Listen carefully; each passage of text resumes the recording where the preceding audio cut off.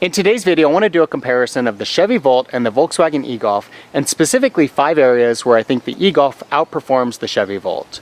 Now I want to make it clear before I get into this too far that this video isn't meant to diminish the Chevy Volt.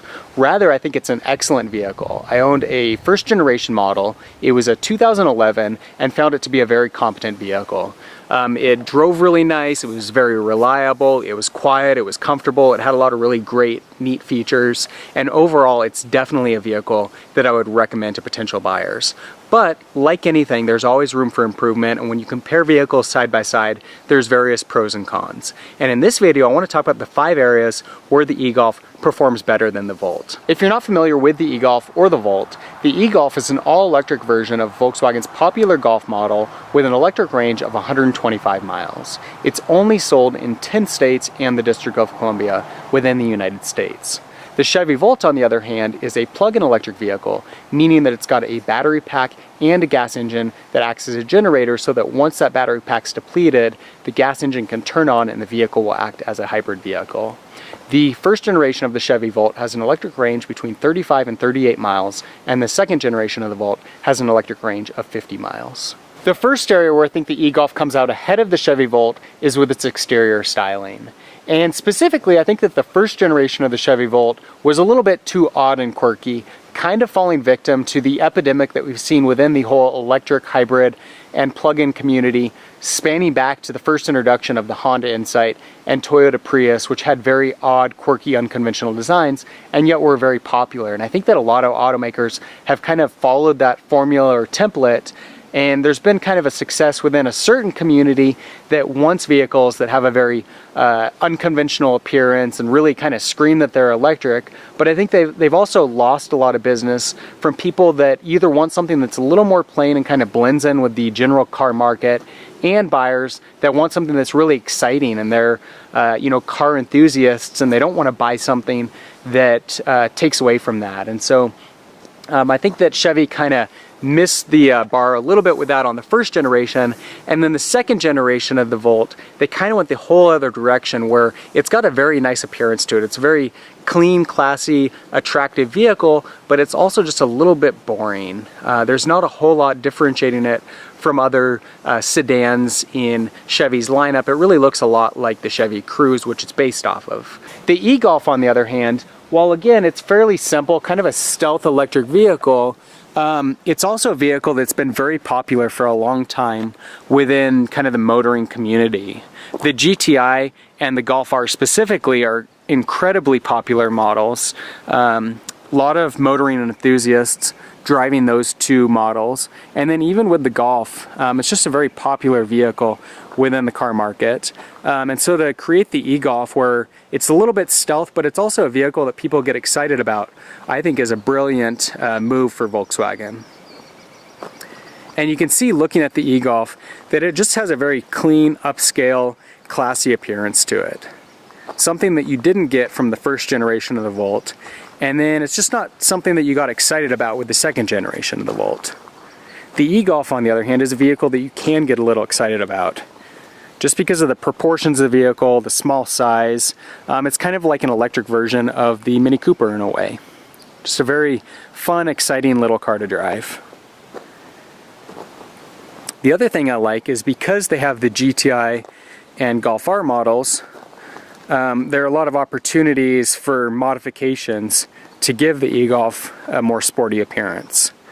And you can see with my e-Golf that I've upgraded the wheels. They're a set of Golf R wheels, 19-inch, give the vehicle a much more sporty appearance than what you get in base e-Golf form.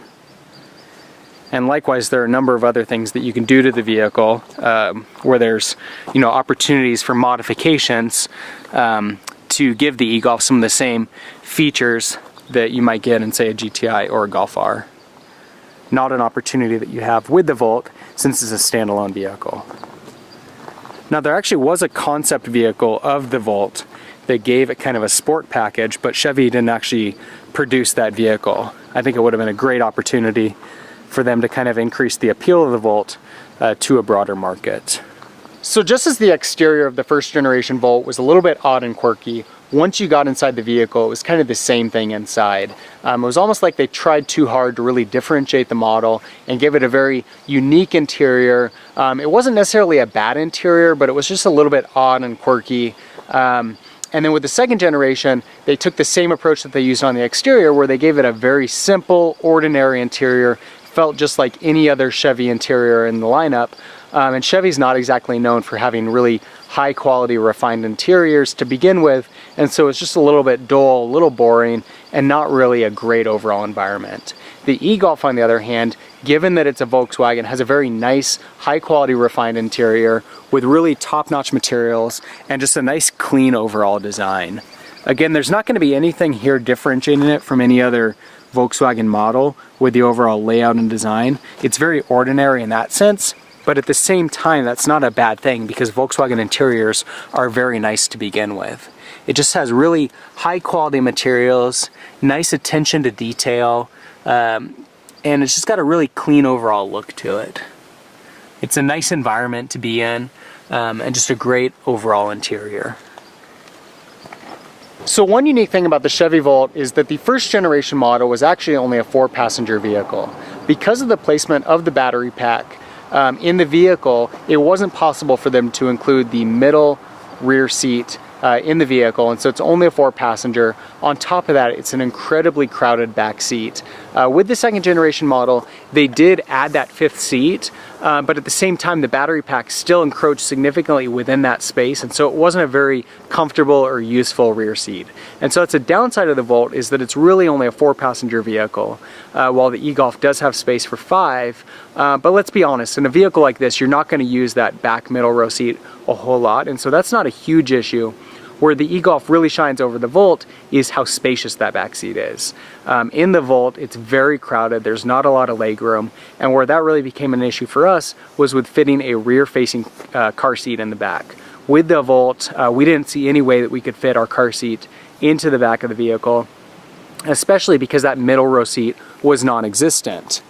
The e-Golf, on the other hand, is fairly spacious in the back seat, and so we can actually fit it better on either side than we can in our Audi Q5 or our Toyota Tacoma. And on top of that, because of the space between the front 2 seats and the fact that a middle row seat does exist in the e-Golf, we can fit our car seat in that middle row and still have ample space between these 2 seats for the positioning of the car seat. And so it fits in there quite well. And like I said, we still have space on those side row seats, and so if we need to fit an additional car seat at some point in the future, we do have capacity for that. One thing that's definitely a little different about the e-Golf is that when you look under the hood, there's a lot of empty space. Not something that you see a lot in modern cars today, but it's kind of what you get when you take a gasoline vehicle and convert it into an electric. This wasn't designed specifically to be an electric vehicle, and so they had more space than they needed under the hood. When you look at the Chevy Volt, on the other hand, it's very crowded because they've got all of the electrical components and they have that gasoline engine acting as a generator.